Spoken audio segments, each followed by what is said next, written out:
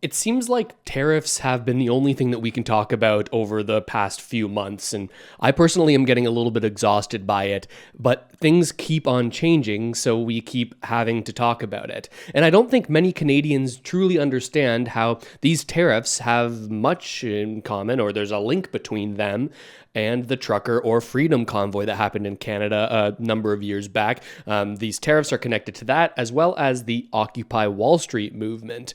This is a take on these tariffs that I haven't heard other people talking about, but there are connections here, and that's what I want to talk to you about today. Because everybody on all sides has been squabbling back and forth so much that we can't realize and recognize that we've become so ideologically divided that we can't even realize that, hey, we actually agree on much of the same things. We're on the same side here, but we're fighting amongst ourselves. And most people end up caring about the same things at the end of the day. Now, meanwhile, we've got the Canadian conservative leader in Canada, Pierre Poilievre, giving the biggest campaign rally of the election so far. And he was backed up by a previous, rather popular at the time, Prime Minister, and that's Stephen Harper. They made a couple of statements here in this rally that really hone in on a dangerous way that this election is being framed. But also, one of the highlights for some people at that rally, to me, seemed entirely underwhelming. We're going to talk about all of this today. This is, of course, the Russ Matthews Show. Thank you for joining me. Subscribe to the channel if you haven't already done so, this new podcast-specific YouTube channel, or maybe you'd like to listen in other places. We also have the show on Spotify, Apple Music, Amazon Podcasts, all of the major podcast providers. Check us out there, follow, and let me know what you think about all this, because there's a lot that's changing these days. I'm not sure about any of it, but I'm trying to figure it out and trying to put it out there here. And I'm wondering if you are seeing things the same way that I am, or if perhaps it's a little bit different.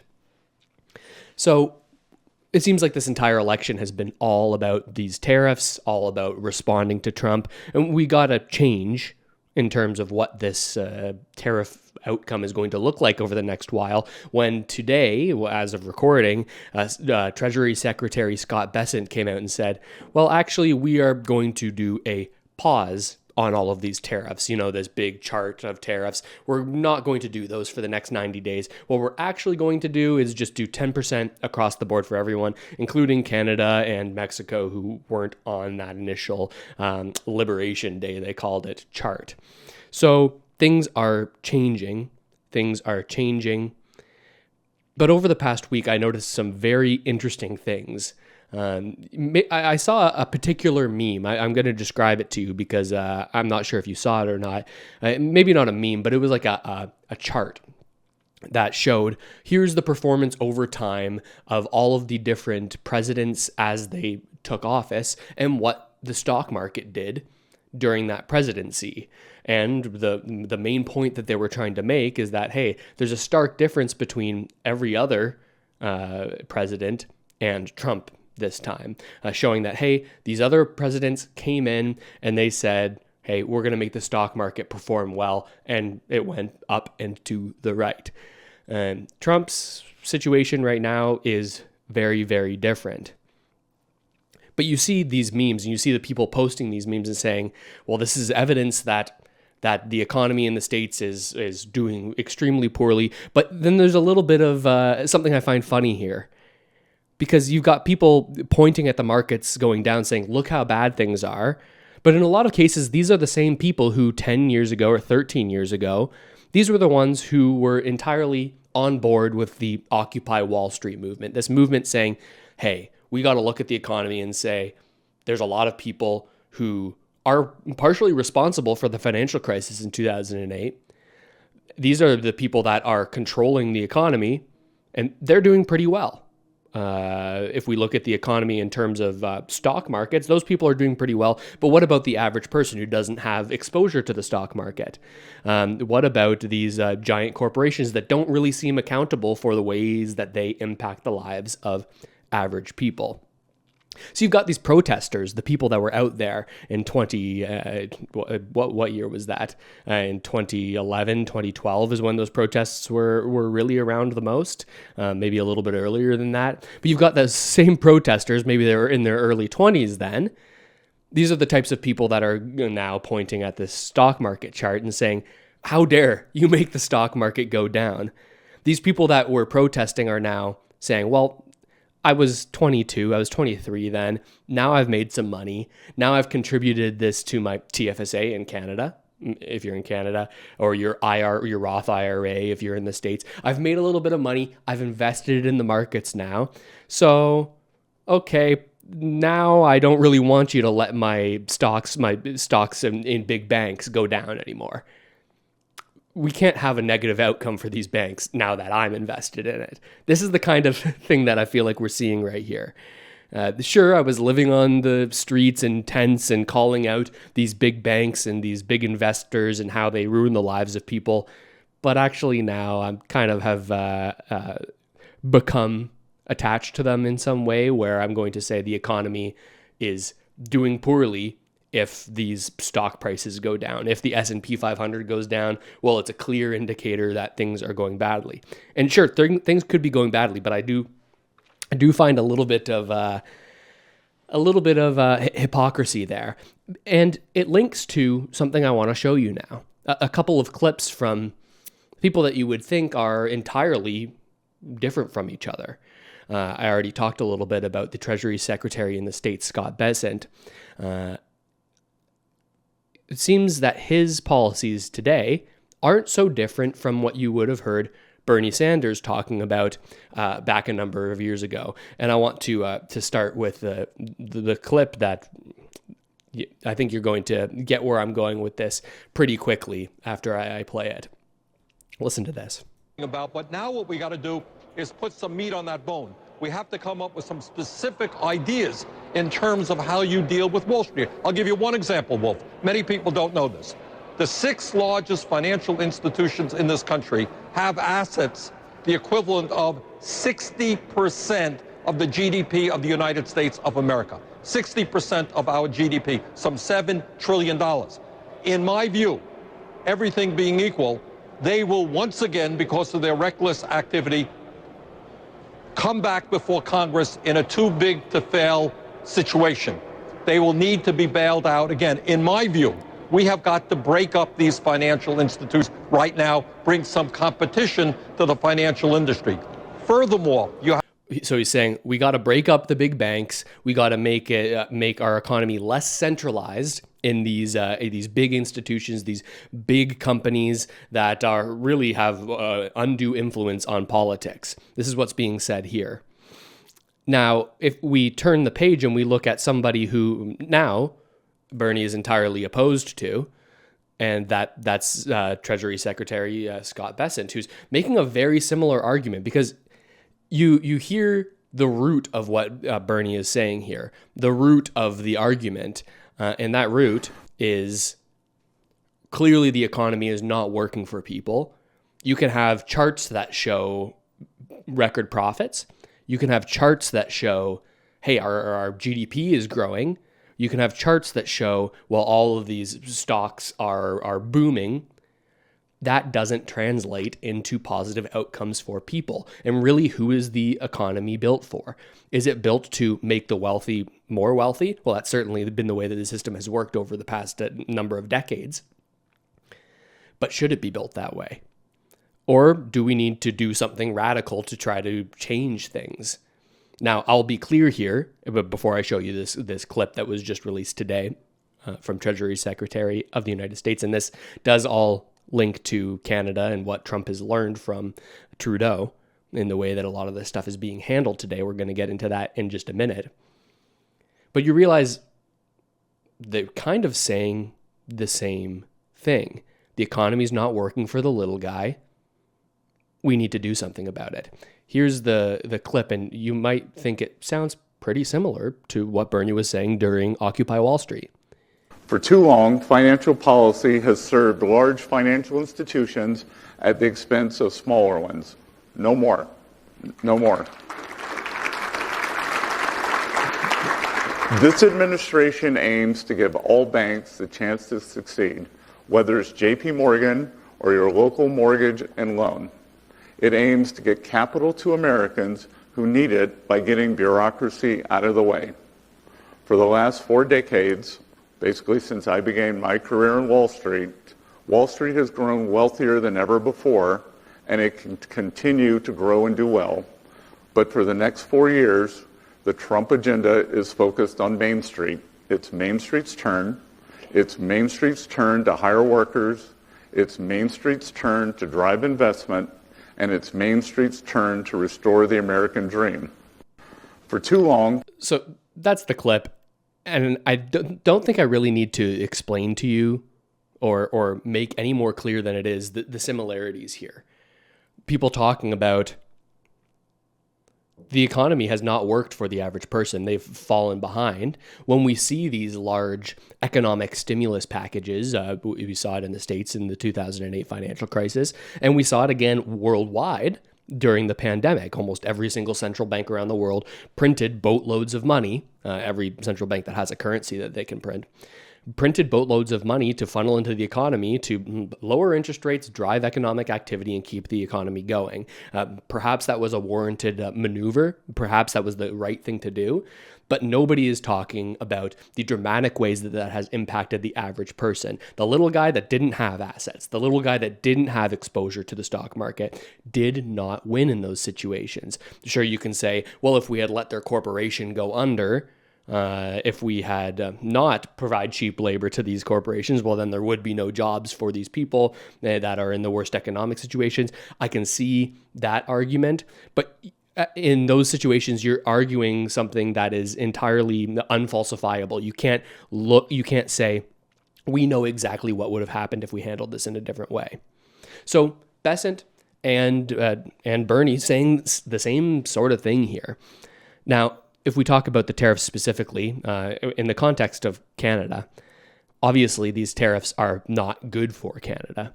Obviously, that's true. And obviously, these tariffs are going to make things more expensive in Canada. They're going to make things more expensive for the average consumer in the States. I think this has all become very, very clear. That's true. And it's certainly the economic uncertainty has caused markets to be extremely volatile and trend down since all of this tariff rhetoric and all this tariff talking has gone on.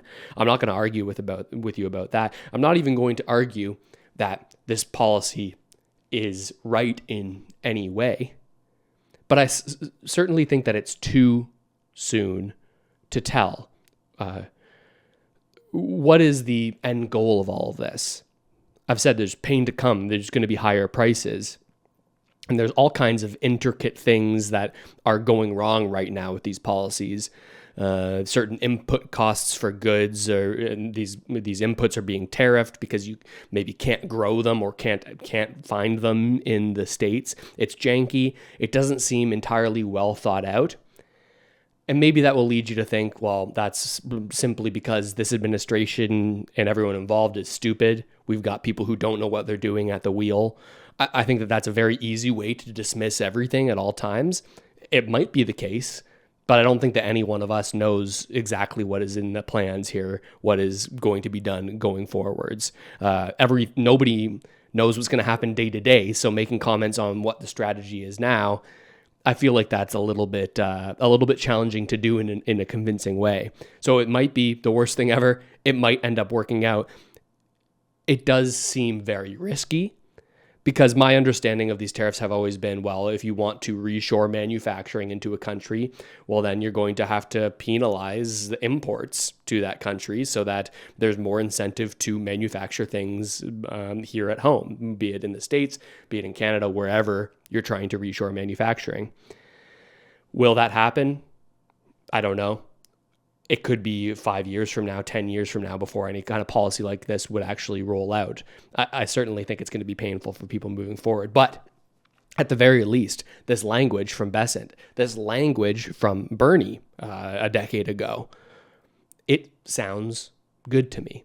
I don't like this idea of mega corporations controlling the world, which is the way that I view the world right now. I think there's a lot of undue influence from extremely wealthy conglomerates that have a lot more control in this world than they would like us to think. But I do like this language from Bessent, the idea we've got to make sure there's not a consolidation of banks. We've got to give little Main Street banks a chance. We got to let them flourish so that we don't have these too big to fail institutions that we will then need to publicly subsidize when things someday during some black swan event, when those go under, or when there is so much stress that we need to print money to stimulate and provide wage subsidies for these companies. This is something that I'm against. So allowing as much opportunity for new businesses to sprout up and for more competition in the market, because this is a big issue, certainly in Canada and worldwide, and in a lot of nations, there has been a regulatory capture. There's been regulatory capture where you have these giant banks, giant companies who will lobby the government and allow them to make different bills and pass different laws that limit the ability for new competitors to enter the market. Now, in the banking industry, we often see this as we need extremely strong consumer protections for banks, which is not something that anyone would really argue with. Everyone wants their money to be safe. But I think that these regulations get pushed so extremely, or so far to their limits, that it makes it so that the hurdles that you would need to overcome in order to actually compete in some of these more established industries is so cumbersome, so much of a challenge that it has a chilling effect. It stops other businesses from starting up and makes it so that these incumbent businesses, would be the big banks, or in Canada we've got the telecoms or grocers, people don't have the ability to compete, and they don't have the ability to lower prices as a result of that competition for average people. So the idea of, hey, there is a role for government here to step in and say, we need to break up big corporations. We need to make it so that there is competition. This is a sentiment I can get behind. Now, is this all just fluffy, nice language coming out of the States? And at the end of the day, will the interests of big corporations and the already wealthy and these international organizations, will that also, or will that ultimately play out in the long run? I think that's the most likely thing that's going to happen. There's a lot of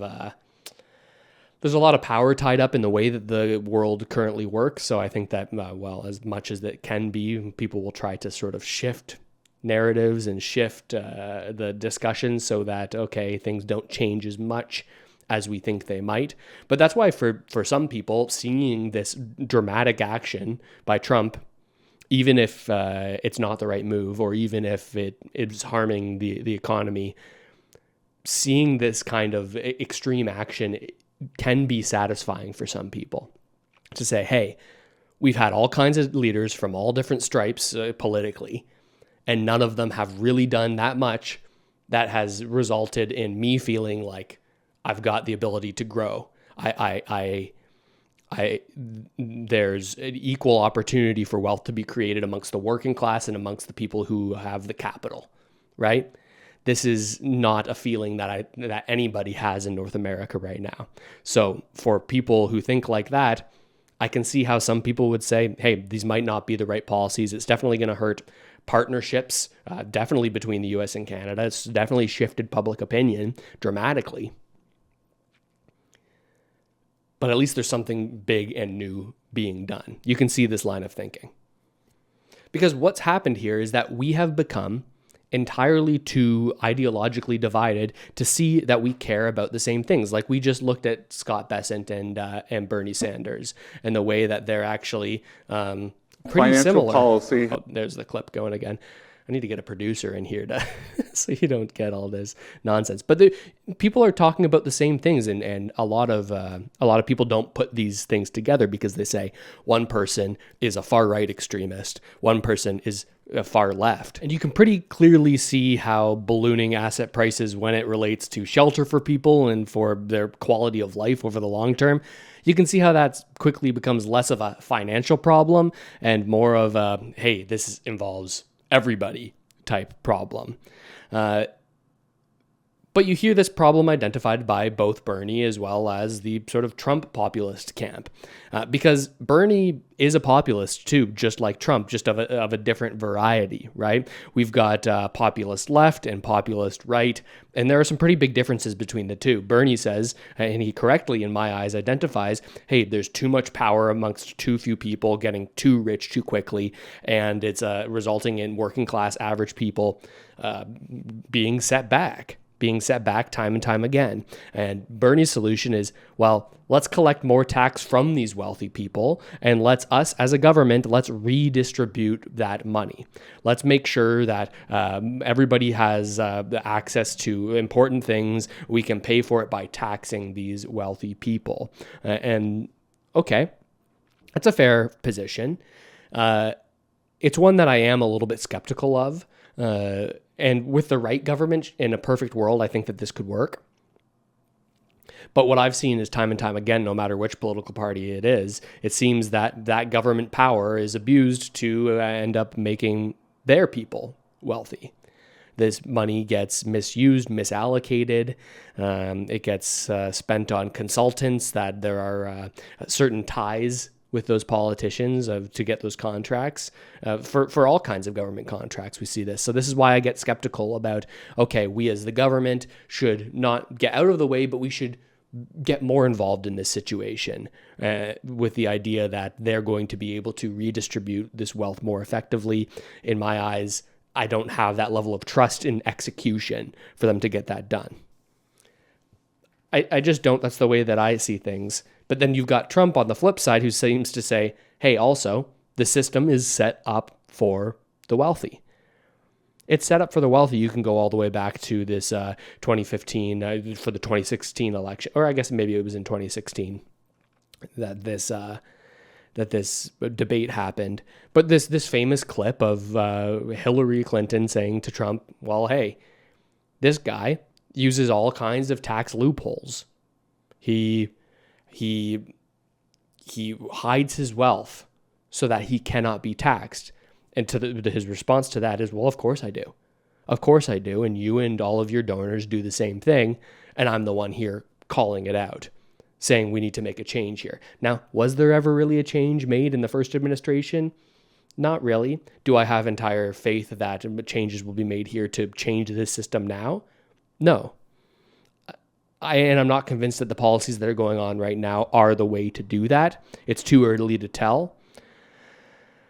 But at least we hear some kind of language about this right now from somebody like Bessent, from some of these politicians in Canada like Poilievre. Do we know that they're going to make changes that will absolutely fix this? No. But there is an identification of the problem. So I have respect for people like Bernie for calling that out as it was happening during Occupy Wall Street. And I have the same kind of respect for the Treasury Secretary Bessent, who's saying, clearly something's not working here. Maybe we need to be drastic. Here's one more clip that I think you're going to find interesting from the same interview again. It just further pushes this same point. Hold that person politically accountable. That is the issue of the moment. 16% unemployment, young people getting out of high school, getting out of college, can't find jobs, older workers seeing their wages go down. We need to rebuild this economy. I want you to listen, Senator Sanders. We need to rebuild this economy. We need an economic restructuring. We need an economic restructuring. And this is what Bernie was saying. And this seems to be what Bessent is saying right now. Like I said, maybe what's happening in the States isn't the right way to go. It certainly looks chaotic. It's hard to make sense of. You don't know which way things are going. It's hard to get a clear answer on what's happening and why. I'm skeptical about the methods for how this is all coming about. But I think that and I've said this before, I think there's an appetite for dramatic change. There's an appetite for dramatic change, and in too many of the leaders today, we see minor changes. Oh, we'll change the tax policy slightly here. We'll change the way that we operate on the global stage very minorly here. Let's appease people enough and tell them that we're going to change things so we can get some votes. But then when push comes to shove, not actually do anything that would get any kind of real pushback from the people who currently are benefiting from the way that the world is set up. And I was thinking about this idea of restructuring and what Bernie was saying here in this clip.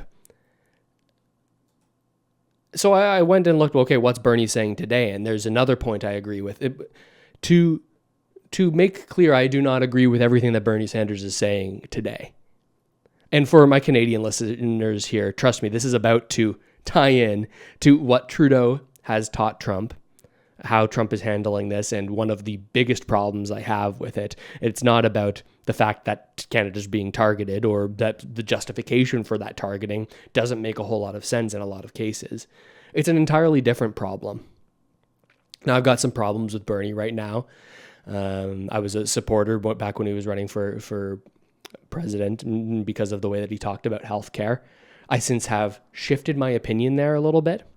I like that we have free public healthcare in Canada. Yes, we get long wait times. Yes, sometimes it's not the best quality of care, but at least we do not have outstanding medical debt. I think when you start having a conversation about making a change to a system like that in the States, it gets way more complex because you can't simply, with the snap of your fingers, shift to the system that Canada has today. You would have to shift the system in a way that takes into account the way the system is currently set up in the States. And if we just say automatically the government's going to cover all of these medical expenses, well, then I think that you really are benefiting then the insurance companies and the hospitals that overcharge and under-deliver, right? You hear all these stories about, well, things being marked up to 300%. And these stories about, well, if you have insurance, then the hospital is going to bill you differently so that they can get more of a payout from those insurance companies. But then those insurance companies are charging you a higher premium because the hospital is doing that. It seems like a big racket that's going on. And so that's what's made me question, okay, is it as easy as some people like Bernie make it sound on totally socializing healthcare in the States? I start to doubt it. And I start to wonder, okay, maybe the government paying for this fully, unless there's major reform with how the system works, maybe that is just another big corporate subsidy, right? If you don't sort of root out the inefficiencies in the system before switching to that government-funded program, which ultimately I think is the better system. That's not what we're talking about today, though. Thank you for allowing me to go off on a tangent there. That's just to say, not on board with Bernie on a lot of things, didn't like the way that RFK was treated during the Senate confirmations. If you are somebody who was following that, maybe you'll agree. Maybe you'll disagree. That's fine. But there's a point that he made just yesterday that I think says a lot about Canada and the Freedom Convoy and the mistakes that were made there, and ties that to the tariffs that are being implemented in an emergency situation by the President of the United States. Here's this clip yesterday. Bernie talks about Canada. I think you're going to find this interesting. To talk about the legal basis of what President Trump has done, President Trump said, Mr. Greer, that he had no choice in terms of Canada. And I live 50 miles away from the Canadian border. He had no choice but to bypass Congress and to impose an emergency 25% tariff on Canada to stop, quote, the massive, end quote, amount of fentanyl and, quote, the millions and millions of undocumented immigrants coming from the northern border. Unfortunately, that's a lie.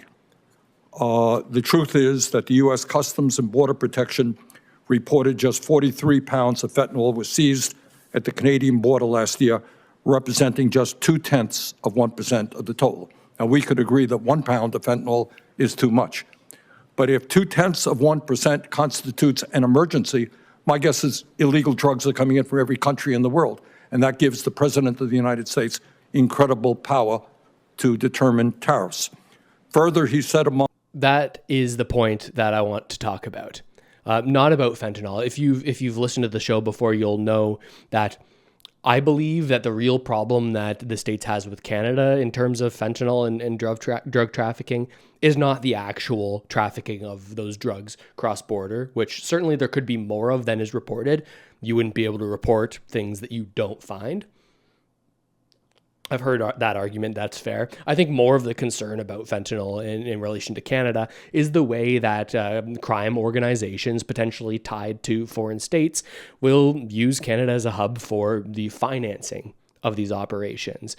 We have lax money laundering laws, and the laws that we do have are very seldom followed through on. Investigations into our big banks are very seldom followed through on. In fact, the only reason TD got slammed with a multi-billion-dollar fine for knowingly participating in money laundering for crime organizations is because they have operations in the United States, and those regulators found that evidence, right? So if you've heard me talk about the fentanyl in Canada and the US and how that relates, I think it's more of a financial relation that we have with that whole problem. And for that, I could think that, okay, some negotiations here are justified. Of course, we don't hear from the president that explanation. People call me a sane washer for talking about it in that way, but I understand the concerns about fentanyl. I don't really understand the cross-border stuff being the main root of that. But the main point that I'm talking about here with Bernie is the fact that there has been no government oversight of the way that all of these tariffs have been implemented during the beginning of the Trump administration's current run here. All of these executive orders were signed, and a state of emergency was declared as a result of this fentanyl trafficking from the north and south borders of the states. Now, say what you will. Certainly, there's an argument to be made that that is an emergency. People are dying at an extremely high rate. But I get incredibly, incredibly nervous. Incredibly nervous when I see a government, any government, use emergency powers on a regular basis. When I see them use an emergency power in a situation where it is subjective, if this truly is an emergency. You might see where I'm going here in tying this to the Freedom Convoy. My general take on the trucker protest was that, and stick with me here if you don't agree immediately, because you will in a minute, or you'll see how I get through this. My initial take is that the police in Ottawa during that mass protest, there was an absolute failure there. I think you have the right to protest freely as long as you do not interrupt the free movement of other people. Just as you have your freedom to protest, you shouldn't be able to stop people from traveling down a road. Have these blockages, these walls that people can't get through. You can't block off an entire road for weeks on end.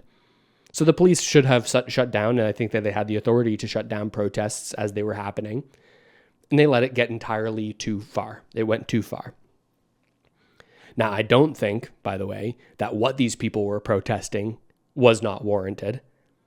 I think it was incredibly valid what they were protesting for, because no matter the government that you have, I think it's problematic when they try to tell you what to do with your body. When they try to limit your freedoms as a result of what you choose to do, especially the way that we've seen how the pharmaceutical industry is influenced by making profit, right? They have a fiduciary duty, an obligation to their shareholders to make as much money as possible, not an obligation to be looking out for the health of people. Now, I'm not a doctor. I have no way of really knowing the health benefits and side effects of the vaccine that was going on, that this protest was about. But I can at the very least see that setting the precedent that the government gets to decide what is good and what is not, a government that can be influenced just like any person can be, well then, that's where I start to have a problem with it. So I don't think that it was unwarranted to protest. I think they protested in an illegal way that the police should have taken care of, but they didn't. And we got to the point where the Liberal government under Justin Trudeau implemented the Emergency Measures Act, formerly the War Measures Act, that gave them extreme powers to go into the bank accounts and or go to the banks and say, you've got to stop incoming transactions and outgoing transactions. Any passage of money from these accounts, from the people that are involved in the convoy and in the protest, and also from the people who may have donated to this cause. That is an incredible breach of privacy. It's an incredible limitation of freedom. Even if you say, well, that's just their money, or they're not stopping you from speaking, not stopping you from traveling. But ultimately, if you don't have money, you lose access to a lot of these other freedoms. Travel, how are you going to travel? How are you going to pay for gas? How are you going to pay for a car or a train to move around? You get essentially all access to all resources cut off from you.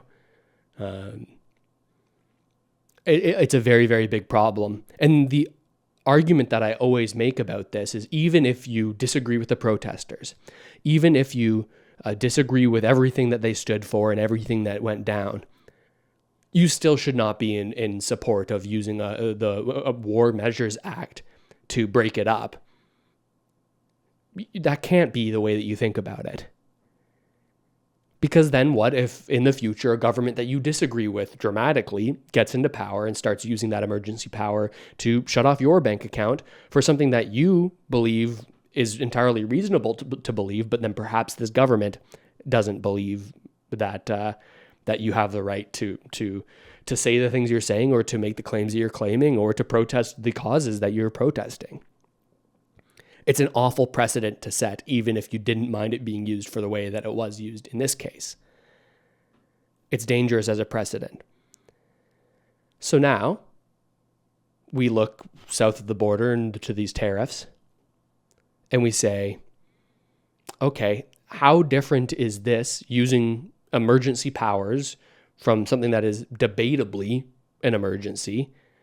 Right, it's tough to subjectively determine what is an emergency and what is not. A lot of this legislation leaves it open for interpretation. So you see Trump using this Emergency Measures Act to apply tariffs everywhere, and no longer are the people in the states truly represented by the Senate and the House. Instead, it's the sort of executive branch. It's the people, the most centralized group of people in a government making these mass changes. Now, you can think that these changes are good. You can think that these changes are bad. Just like I was saying with the protest, you can think it was good. You can think it was bad.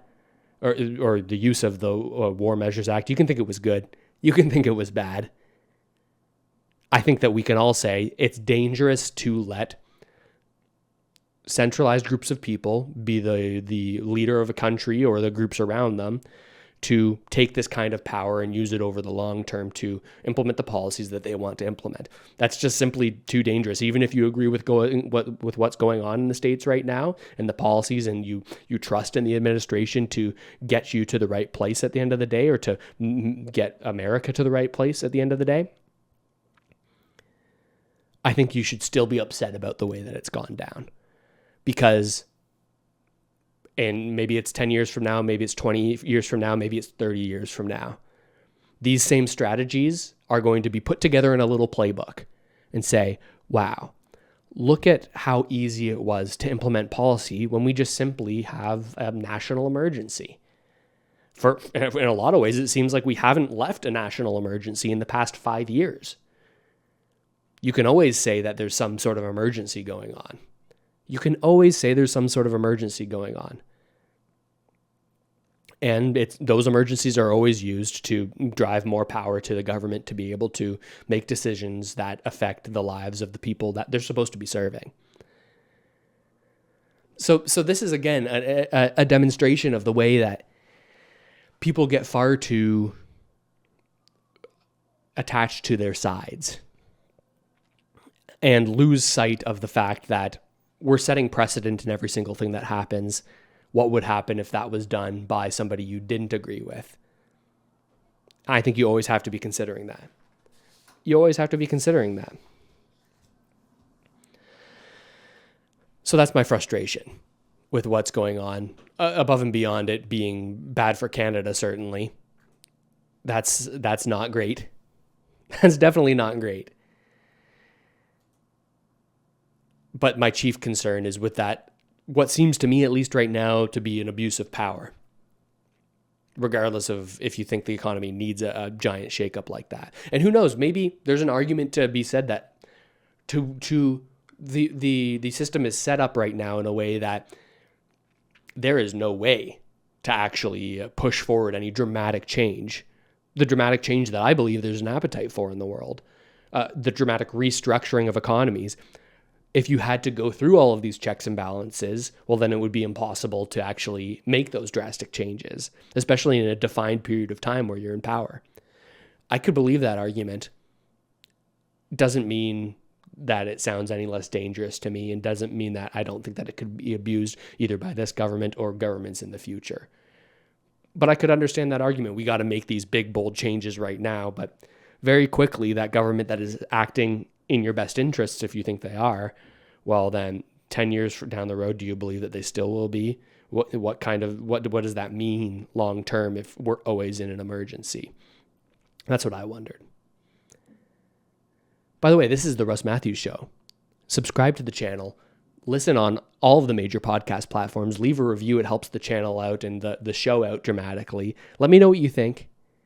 What have I gotten right? What have I gotten wrong? Let me know. I want to talk about one more thing today before we finish up, and that is what was the biggest rally in the Canadian election period that we've seen so far.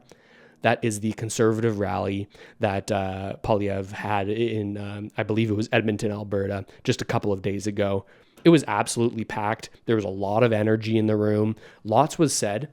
Not a lot that we haven't heard before at different times. There were a couple of highlights, though, and one low light, in my opinion, that other people are seeing as a highlight, but it seems like a little bit of a exaggeration of how impactful this one in particular policy will be. Should we start with the highlights or the lowlights? Let me see. Usually people, let's go bad news first. Let's go bad news first. Maybe not bad news, but just not as good as it sounds news. Here's the clip. Work, investment, energy, and home building. We will lead the charge to reward hard work by cutting income tax by 15% for the average worker and senior. There's the clip. You might be saying, well, Russell, doesn't that sound fantastic? They're going to cut the income tax by 15% for the average worker. Imagine if I could get 15% of the dollars that I paid to the government back. That sounds pretty substantial. Then you look into the policy, and this is what makes me skeptical about all politicians, is that the way that they frame things and the way that they say things isn't entirely accurate at all times. A 15% tax cut sounds pretty dramatic. In reality, the policy that has been pushed forward here is not a 15% tax cut across the board. It's a 15% reduction from the current rate in the lowest tax bracket. I made a video on this that compared every individual policy. At the end of the day, this is something that could save the average Canadian, I think, about between $500 and $700 if you are at a very specific income level. I'll link to that video on the main channel on Russell Matthews on YouTube, so you can check that out. It's not a 15% cut of your income tax. It's a 15% cut on one bracket, which certainly won't reduce your income tax by 15% if you're making anywhere above $40,000, $50,000. So I got to point that out where I see a little bit of overstating of what the policies will actually do. Now, none of the other tax policy is all that transformative. The most transformative one is the Green Party, who believes that you should have a $40,000 basic personal amount, meaning you don't get taxed on any income until you make more than $40,000, and then you're only taxed on above $40,000. And there's a weird hitch there as well, where all of a sudden that basic personal amount goes away if you start making over $100,000. So there's a huge penalty wall if you pass $100,000, incentivizing people not to pass that income threshold. But there isn't a lot of transformative tax policy across the board. But I've got to point out here, when they're making a bigger deal about this tax cut than it actually is. Now, people will say, well, what about all of the other cuts to taxes? What about the cut of the carbon tax? What about these other tax cuts to help business? Certainly, those could have a big impact. I made a lot of people angry last time I said it, but I don't think the cutting of the consumer carbon tax is all that consequential. Poilievre has been saying that it is for a very long time. I definitely think the industrial one can have some impacts in terms of investment and how productive the businesses are. The consumer one, there was always a big argument, do you get as much back as you spend on it in these rebates that come back? The answer, in my eyes, has always been no. You always end up spending more with even considering these rebates with a consumer carbon tax based on how it was set up previously. Now, it's been made into a big boogeyman, but I think the amount of money that you actually end up spending with these rebates considered is not as significant as people are making it out to sound. Now, I have no problem with the removal of it. Certainly, it hasn't been a popular policy, and I don't think that it was a successful policy, even when you consider the impact on the environment. Like, we have all these extreme carbon policies, but then, we're not meeting targets anyways. So what really is the point of putting this economic penalty on people if we're not doing what we need to fight what people are saying is this existential threat? You could critique the policy from that angle as well. All this to say, not super impressed by the tax cut narrative from Poilievre. Now, on affordability, on a lot of these other big issues, I am a fan. And we've got to move on because Poilievre was joined by somebody who, amongst his supporters, has become quite a star, especially in contrast to his successor. His successor being Trudeau. I'm talking about Stephen Harper. He comes up onto the podium during this rally and makes a point that I think the Conservatives really need to lean on leading into the election. A point that it seems that a lot of people in the media, as well as the Liberal Party, would try to sort of push you away from, saying this is an election about who is going to be best at handling Donald Trump. This is what Carney and the Liberals are trying to frame the election as. Harper thinks it should be framed a little bit differently. And friends, it's no secret that our country faces today another historically challenging time in the form of the Trump administration. There is no sugarcoating that.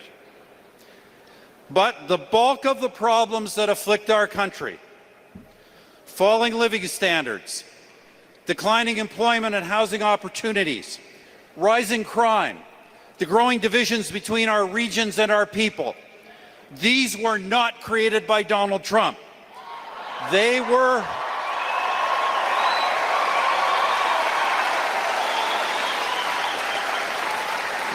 created by the policies of 3 Liberal terms, policies that the present Prime Minister supported and wants a 4th Liberal term to continue. Of course, we hear the boos amidst the absolutely packed Conservative rally here. But I gotta say, I agree with this take. I agree with the take that just because attention has largely shifted to what's going on south of the border with these tariffs doesn't mean that we can't be considering and can't be thinking about, well, how did we get to the position that we were in just before all of this was happening? We see in a lot of polls that for those 55 plus, their primary concern with this election, the number one election question is which person will be best to deal with Donald Trump. Now, there could be arguments on either side that Carney would be best or Poilievre would be best on that. I think that is the wrong question to be asking. That seems like such a defeatist way to be looking at the world right now, to say, well, okay, we've got all of these young people, we've got all these not so young anymore people, like you might align with this no matter your age. We've got all of these people saying, hey, over the past, as I've grown into adulthood and further into adulthood, haven't been able to find housing that's affordable to me. My job prospects, it doesn't seem like there's a lot of growth opportunities there. Even if I do grow my job prospects, well, I'm finding that the cost of living is increasing faster than my ability to keep up in terms of growing my wage, even if I have a great job. there's a lot of people that are unsatisfied right now with the way the world is. And that was happening 6 months ago. That was happening a year ago. And it was happening before Trump was elected. So it seems like saying we've got to pick somebody who's going to advocate for us best on this stage in this negotiation with the president south of the border. It seems like a defeatist way of looking things, like we've got to fight and go hard at this so that we can get back to where we were before these tariffs. We got to put all our stock in getting things back to normal. What was that normal? What was that normal? And is that just getting back to that without focusing on any of the policy errors that led us to a situation where many people feel how they do in Canada? Not addressing those, but just choosing, well, who do we think is going to be hardest on Trump? Who's going to say elbows up and make these claims that they're going to lead us into a better version of the world that we were already living in? Well, that world that we were already living in wasn't working for a lot of people. And if your goal is to, let's get us back, let's create new, very similar trade relationships, but with the EU, let's expand trade there, but let's not really change any of the more consequential policies. Let's not change how we react to black swan events. Let's not change how we react to when there's a big event that nobody saw coming and the economy takes a big hit. Let's not change how we use a mixture of public spending and central banks to allow for that public spending to prop up the economy. Sure, that might help some people with homes. Sure, that might help some big corporations. Sure, that might keep more jobs. But at the end of the day, it funnels wealth dramatically from the bottom up. People who own assets, those assets inflate. People who are saving cash or paycheck to paycheck aren't seeing their wages grow. You're eating into that when you do this kind of policy. And we're not hearing that being talked about by some candidates that are looking to just fight Trump. Fight Trump, that's the main thing. We got to talk about what was going on here before. Otherwise, it seems like we're making a decision for the long term of Canada on a very, what I believe to be short-term situation. Now, a lot of people disagree with that. Certainly the way that it's being framed is. I think that a lot of people are very hysterical about what's going on right now, especially people who maybe are dialed in on the news every single night. I think we got to take a wait and see approach to this on how it all pans out. So this idea that we've got to just pick the person who we think is going to be hardest on Trump, I think that that's short-sighted. I do. And the problems that were here before are going to be the problems that are here after. And if we don't think about what those problems are and solutions for them, and I'll tell you in a second, I don't think that we have all the solutions from the Conservatives here. Certainly not. We don't have the answers that I'm currently looking for yet. We do hear from them, though, an identification of what this problem is, which seems like such a low bar to be setting. Like, tell us how we got to this negative place. Tell us how we got to a situation where people can't afford housing. Tell us how we got here where Canada has declining quality of living, declining living standards. Tell us how we found ourselves embracing extreme temporary foreign worker and international student policies to subsidize education institutions that are providing questionable value to the people that are paying for that education. How did we make it so that we had all these international workers come in and put strain on our infrastructure? Why did the government take advantage of them? Why did they use that to lower wages and help corporations? And why was this used as a way to prop up our GDP? Even so we can say our economy is doing well, even though GDP per capita is struggling. The per person real measure, as real as we can get with these types of measures, that is struggling. How did we get here?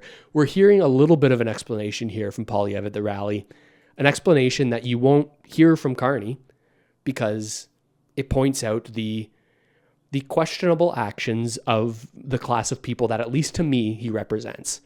Central bankers who have extreme control over the way the world operates, the way the economy operates. Centralized group of central bankers who are not beholden to any government. They're supposed to be entirely independent from government, cannot really be persecuted for their actions. It's a pretty good spot to be in if you want to have power and make big decisions. You don't see this identification coming from people who were a part of that operation. And then there's the worst tax of all, the inflation tax. Now, inflation tax is when the government doesn't want you to know they're taking your money. So instead of passing a law to raise your burden out in the open, they just print more money to fund their irresponsible spending. This floods the economy with cheap cash. So in a 4-year period, while Mark Carney was the economic advisor to Justin Trudeau, the money supply grew from $1.8 trillion to $2.5 trillion, a 40% increase in the amount of bills, coins, and bank deposits, during which time the real economy grew by 4%. So the money grew 10 times faster than the stuff that money buys. If you have an economy with 10 apples and $10, it's $1 an apple. Double the dollars to 20, but still have 10 apples, you're not twice as rich. It's just each apple now costs twice as much. That's inflation. Now, it's great news if you work for Brookfield, right? Because that inflation, according to the CEO of Brookfield and best buddy of Mark Carney, that inflation allowed them to raise rent on tenants, allowed their assets to be artificially inflated, allowed them to fill their pockets by sitting on their big assets. Meanwhile, the working class wage and the senior's pension gets chewed up. It's not that things cost more, it's that your money is worth less. It is a transfer of wealth from the have-nots to the have-yachts. And it is the worst kind of tax possible. When I'm Prime Minister, we will cut back on the spending that causes inflation in the first place.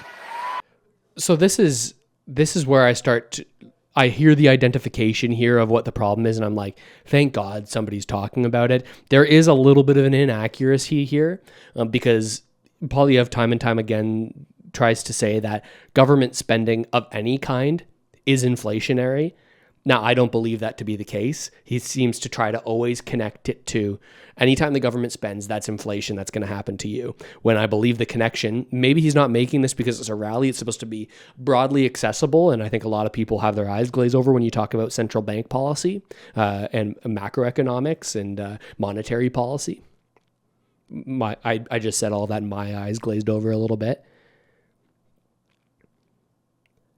But it's not just this connection to government spending. Typically, at least what I've seen, this kind of asset price inflation followed by consumer price inflation seems to happen when central banks around the world in a coordinated way create hundreds and hundreds and hundreds of billions of dollars of new money. That doesn't happen every single time the government takes on debt, every single time the government spends. No, typically when bond markets are functioning properly, there are bond auctions where the individual countries will sell bonds, which are kind of like IOUs to investors, and they'll buy that saying, hey, I'll give you money now and we'll pay you back this interest rate over time when the maturity of the bond sort of expires.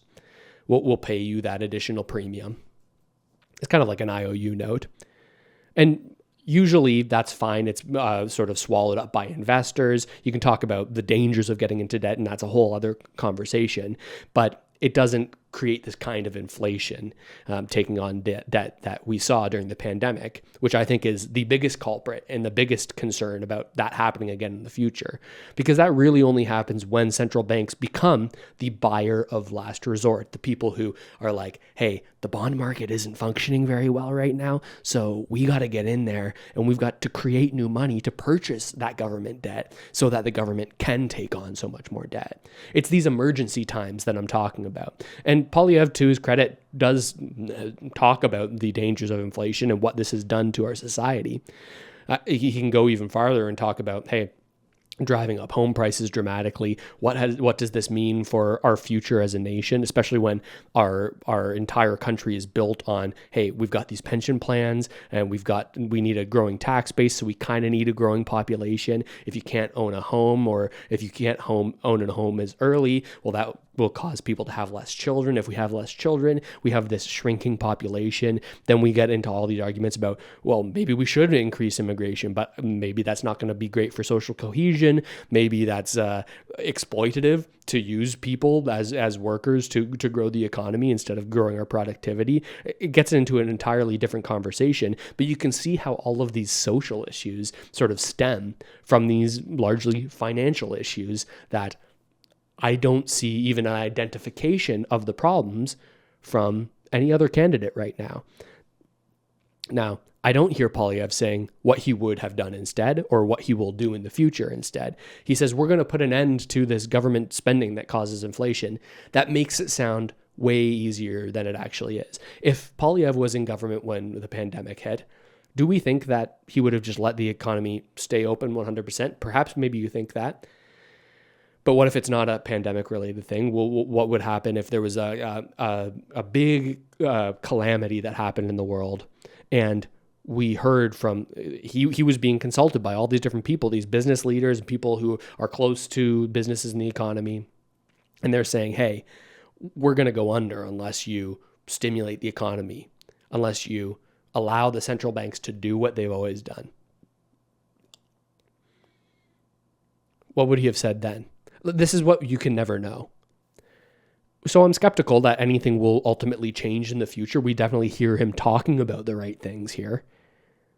And I guess that's all you can really go on. You can't know what's going to happen in the future. But in my eyes, I don't think that we'll hear any kind of criticism of central bank actions in the way that there is our centralized group of people that have a lot of control in this world, and a lot of control that can be manipulated for the benefit of not individual citizens, but for the benefit of these global corporations, these global organizations that largely stand to benefit from this kind of currency debasement and asset price inflation. So nothing's perfect. We don't hear from Poilievre exactly how that solution would be solved, but we hear an identification of the issue at the very least. And I'm curious what you think about it. What do you think about this rally? It certainly was the biggest one so far. Will that kind of energy translate into the election that we're going to see here in a few weeks? Which, by the way, I'll be live streaming all night on the night of the election on the main channel on Russell Matthews on YouTube. By the way, subscribe to this podcast if you haven't already done so. Click the follow button if you're on a podcast platform and leave a review, leave a comment on the episode. You can watch this on video on a lot of these podcast platforms now too. So check that out, whatever is most convenient for you. Listen in there. What do you think about this comparison that I've made about the way that these emergency policies are being put in place so that we can then implement policies more quickly? I see a lot of people who are very conservative leaning who are extremely against that when Trudeau did that in comparison or in relation to the protests that were happening. I don't see the same kind of outrage from those same sort of people when we look at the way that these tariffs are being implemented by President Donald Trump. Similarly, the same sort of hypocrisy that I'm pointing out, but just a little bit different. The people that are saying these tariffs are certainly an awful, awful thing for the world because the stock market is going down. Those are the same people that are so against corporate growth and the inequalities, wealth inequality. But now that they've saved a little money, put it in their little piggy bank, their piggy bank being their tax-free savings account, now they see the markets turn down and they're like, we need to pray to the markets. We need to do anything to prop up the markets at all times. I think I just laugh. I just laugh at it. Certainly, it's going to hurt a lot of people that markets are going down, especially if you need your money in the short term. Which, by the way, if you're in markets and you need the money in within a year, within a couple of years, but even within 5 years, you should dramatically reduce your exposure to the markets and reduce it more and more so as you get up to the date that you need that money. I feel like that's kind of investing 101, but I'll say it here that that's kind of something you need to be thinking about. Get more risk off as you need that money. So this is going to hurt people, especially people who didn't do that. But perhaps you need a little bit of pain for this kind of restructuring that Bernie has been calling for since Occupy Wall Street, that all the people who are angry now were calling for 10 years ago.